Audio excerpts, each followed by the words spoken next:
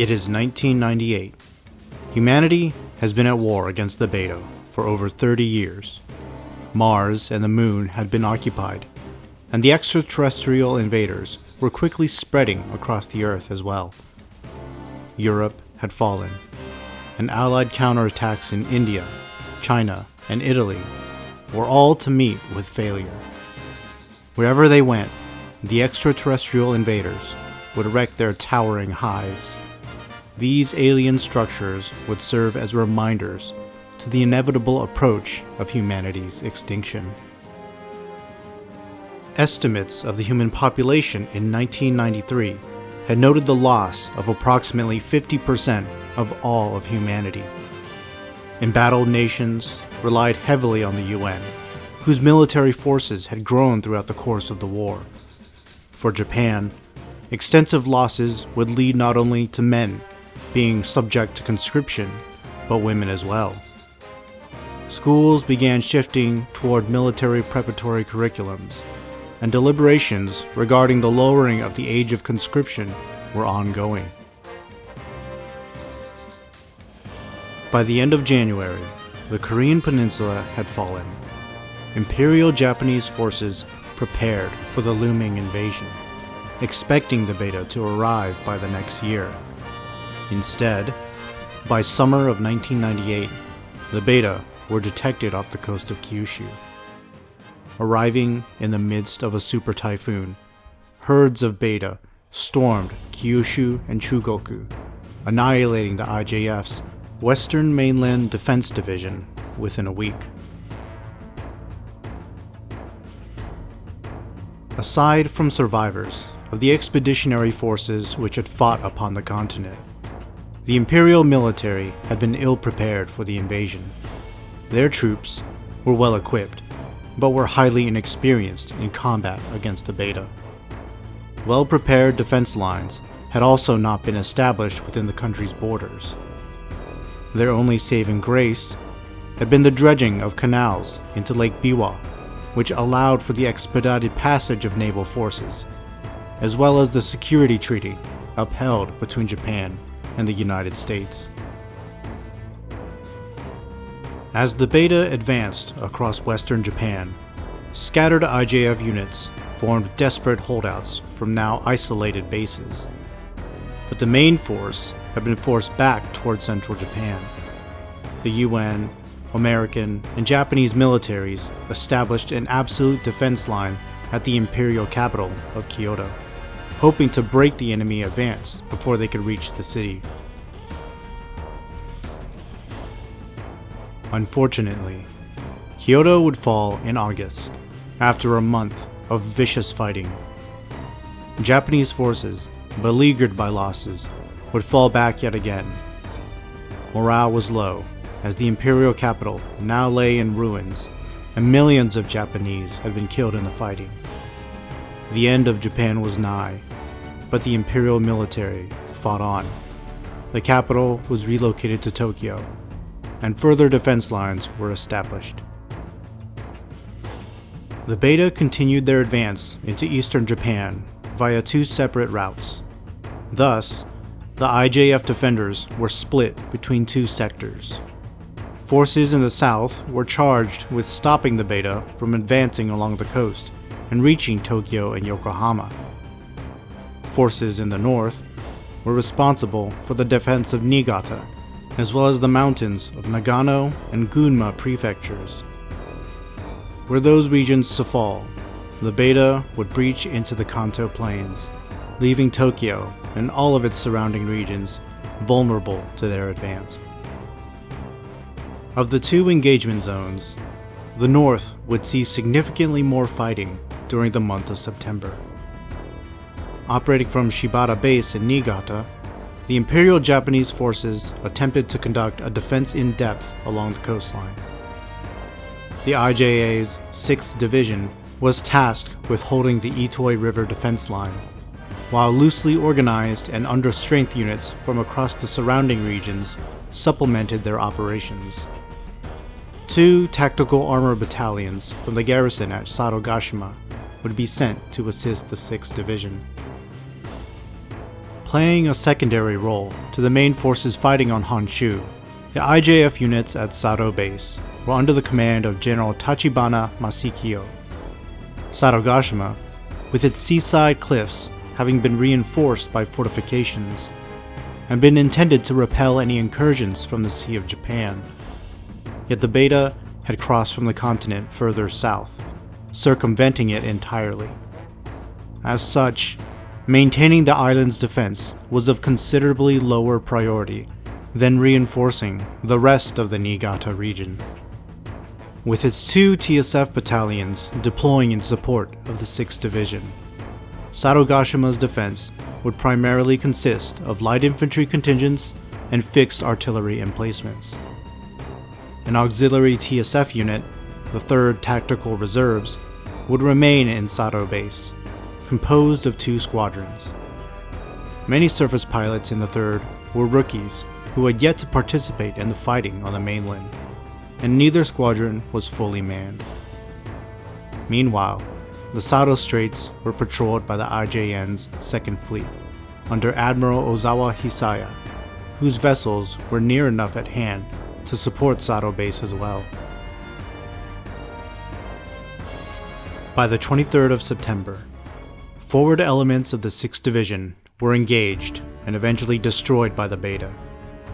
The Itoi defense line was broken, and by the 24th, the 6th Division was forced to conduct delaying actions while the Beta pushed them back in the direction of Niigata. It had become evident that the 6th would fail to hold, and IJF units were mobilized to assist in the region's defense. However, the US 7th Fleet and the USS Theodore Roosevelt, which had been fighting alongside the Japanese since the Battle of Kyoto, remained in place off the coast at Yamagata. As the fighting within central Niigata intensified, half of the Beta group began diverting northward into the Sado Straits. Notice was immediately given to General Tachibana, and the Sadogashima garrison prepared themselves for the incursion. Ozawa and his battleships moved to within the vicinity of the island to assist in its defense, but IJA troops on the mainland, already engaged with the brigade-sized Beta force, would be incapable of providing reinforcements. The island's civilian populace, many of whom had refused to evacuate due in part to the deteriorating situation on the mainland, were gathered to a reinforced shelter at the base of Mount Kinpoku. Infantry units took positions outside to secure their safety, although it would take time for the inhabitants to completely assemble from across Sadogashima.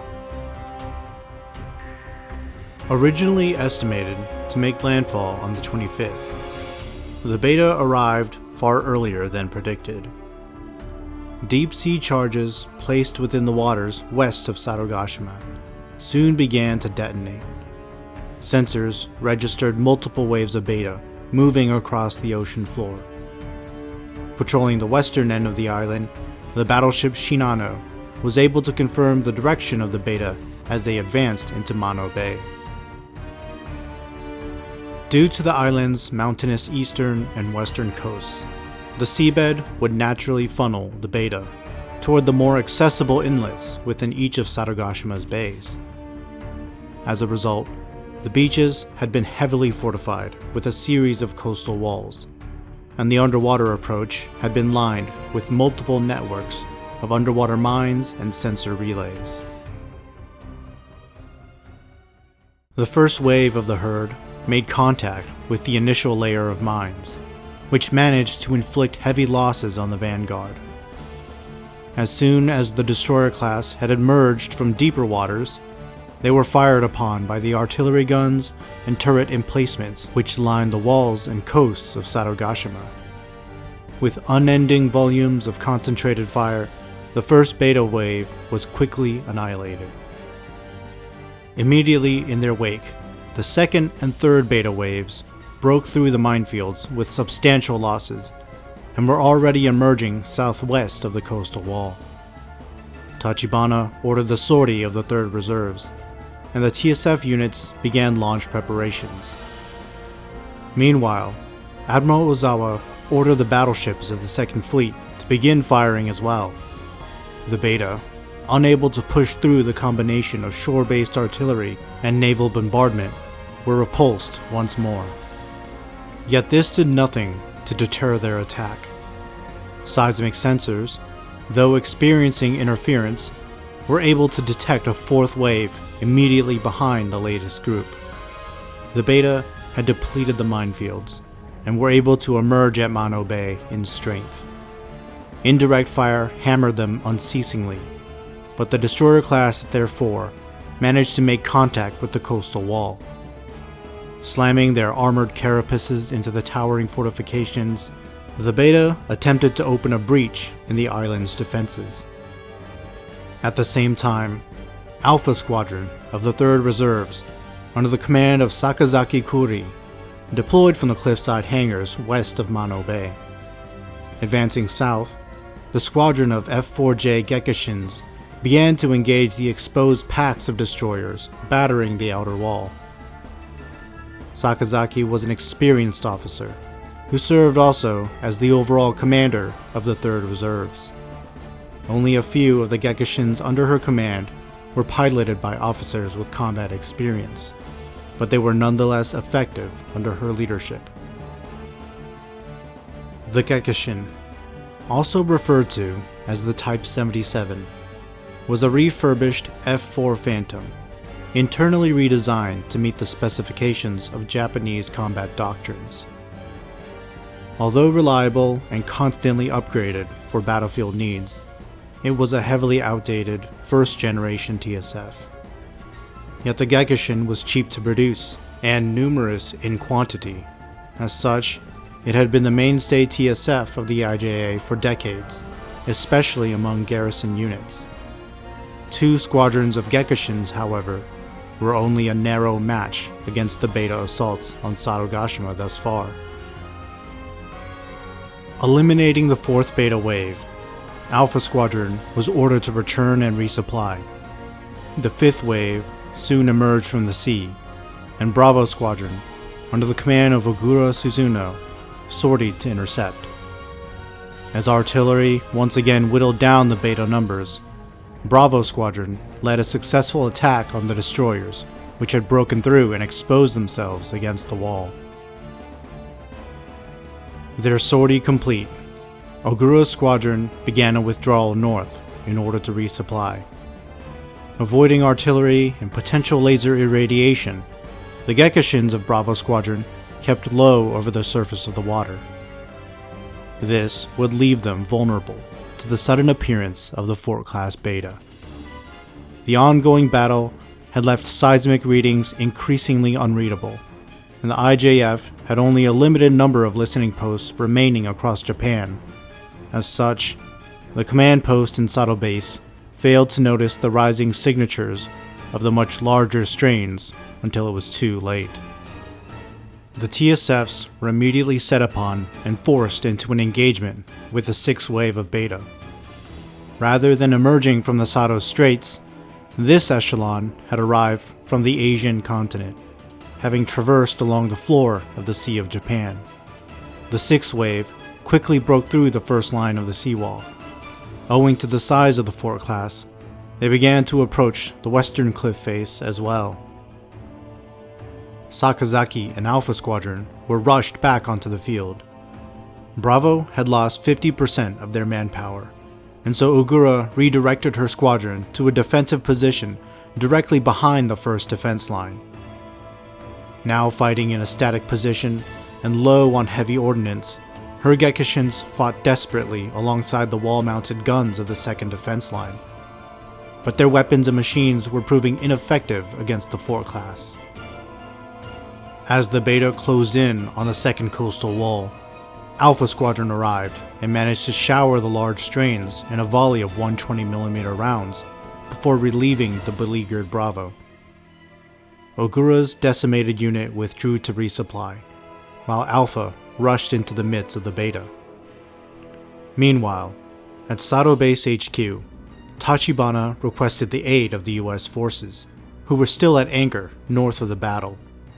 In Niigata, The Beta advance continued to hamper the efforts of the IJA, who were focused on defending the mainland and likely had not yet realized that Sadogashima was the enemy's primary objective. Unbeknownst to the Japanese forces, the US had been deliberating over the withdrawal of American troops from Japan. Despite the long-standing US-Japan security treaty, the US Navy's 7th Fleet gave no response to the Sado garrison's request for reinforcements. Without any further support, the Imperial forces on Sadogashima dug in for the inevitable. The 3rd Reserves fought doggedly at the forefront. Sakazaki dispersed her TSFs into elements, and the surface pilots of Alpha attempted to engage and methodically neutralize the fort class, while artillery defenders suppressed the medium strains. Outnumbered and overwhelmed, Alpha began sustaining losses even after successfully intercepting and destroying numerous fort class. In spite of their efforts, one of the fort class had been killed upon making contact with the secondary wall. While slower than the destroyer species, the fort class was capable of breaking through the towering defensive walls, using not only its mass, but a highly corrosive acid carried within its stinger as well. This substance spilled over the structural foundations of the second wall, and the ensuing collapse allowed the Beta to breach into the residential district. Infantry platoons had established roadblocks and defensive positions within the streets behind the wall, and now they soon found themselves engaging the Beta as well. Alpha Squadron, now only at partial strength, withdrew behind the wall to support the riflemen by suppressing the breach. Within the underbelly of the fort class was the capacity to carry and discharge smaller Beta species. As a result, hundreds of warrior and soldier class Beta emerged and began to overrun the infantry, who were quickly isolated and set upon by the vicious smaller strains. Compounding matters for the TSFs of the 3rd, the laser class began emerging as well. Careless and exhausted pilots were shot down mid-air, effectively suppressing Alpha Squadron. As the fighting continued, the laser class wreaked havoc on the elevated island defenses. Ogura and her single remaining wingmate, having resupplied, would also join the fighting. Their exact position in the fighting was not known, only that they had moved to engage the Beta south of the residential area. With the Beta surging forward, infantry forces in the urban area were decimated. Not long after, the soldiers defending the civilian bunker found themselves fighting a helpless resistance before being overrun as well. Relentless, the Beta burrowed into the shelter, trapping the civilians within and dispatching them. And still, yet another wave of Beta was emerging out of the sea. Admiral Ozawa, not having the firepower to level the town, ordered the 2nd Fleet to cease fire. He contacted the headquarters of Sado Base and ordered the command staff's evacuation to Ryotsu Port. General Tachibana would only respond with the phrase, "We are grateful," before remaining at his post. With the island overrun, Imperial forces began a full retreat to the 3rd defense line at Ryotsu Port. Transports from the 2nd Fleet were evacuating thousands of survivors, and few forces remained which could halt the encroaching Beta herd. Tachibana's final orders were to Sakazaki of the 3rd Reserves, who herself remained cut off at the 2nd defense line. Imperial Army vehicles were still fleeing the base, many of which had been loaded with refugees. The 3rd were ordered to secure the vicinity of the civilian shelter before escorting the refugees to Ryotsu. Alpha would remain in the residential sector and continue to fend off the Beta, while the remaining 2 TSFs of Bravo would provide escort for the civilians. Sakazaki detached one of her damaged craft to join them, piloted by Lieutenant Komaki Sayako. Komaki would consolidate under Ogura's command and join the withdrawal. Alpha suffered heavy casualties in the delaying action. Despite their efforts, waves of Beta broke through their line at multiple points. At the foot of Mount Kinpoku, Bravo managed to locate survivors from the attack on the shelter, guiding them to board the vehicles departing Sato Base. Near the walls of the 3rd Defense Line, one Beta group which had broken through quickly gained upon the retreating military trucks. Ogura and her 2 accompanying TSFs moved to intercept, fighting a hopeless battle outside the walls of Ryotsu Port. The Owari, in order to cover their retreat, opened fire alongside the rest of the 2nd Fleet.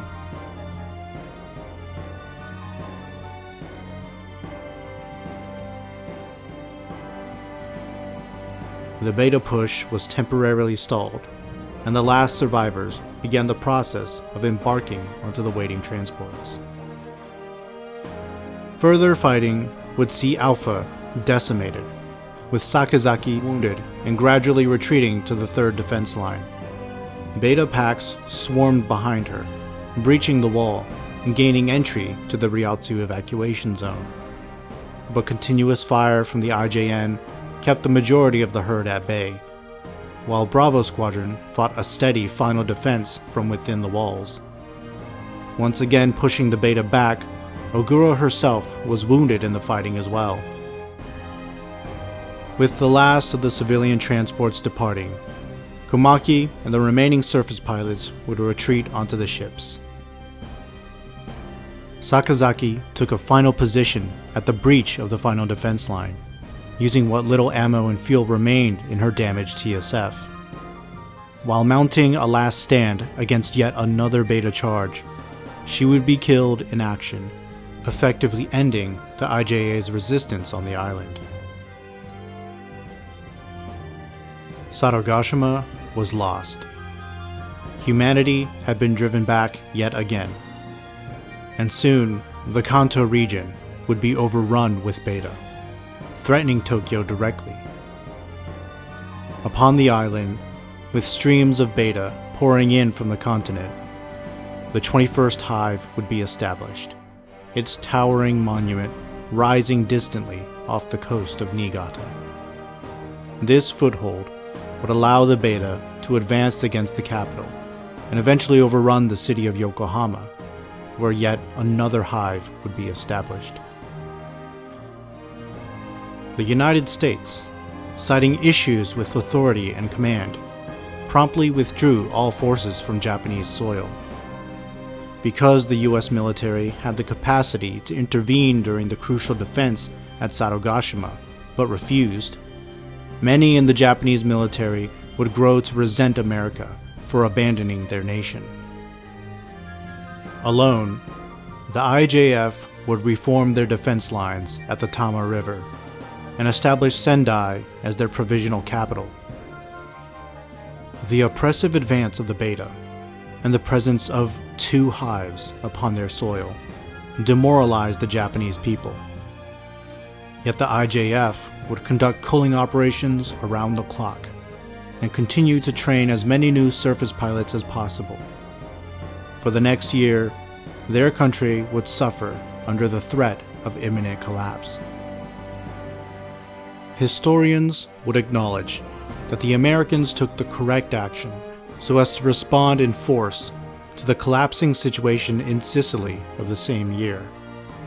The loss of the Mediterranean front would have guaranteed the loss of Africa and its vast resources to the world. But the reneging of the US-Japan Security Treaty would plant the seeds that would become central to the controversies of Operation Lucifer and the 12/5 incident. With the deaths of talented officers such as Tachibana Masakio and Sakazaki Kuri, it would be no strange thing for those who carried on to burn into their memories the failure at Sadogashima and the losses which might otherwise have been prevented. Lieutenant Komaki Sayako, would only be one among many to remember such tragedies.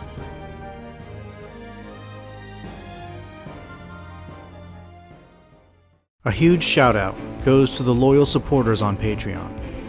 Our community continues to thrive and grow. What other battles and series would you like to see? Be sure to tell in the comments down below. We will visit Sado Island once more, and the stories of Muv-Luv will continue to be told, so hit the like button and subscribe to be notified.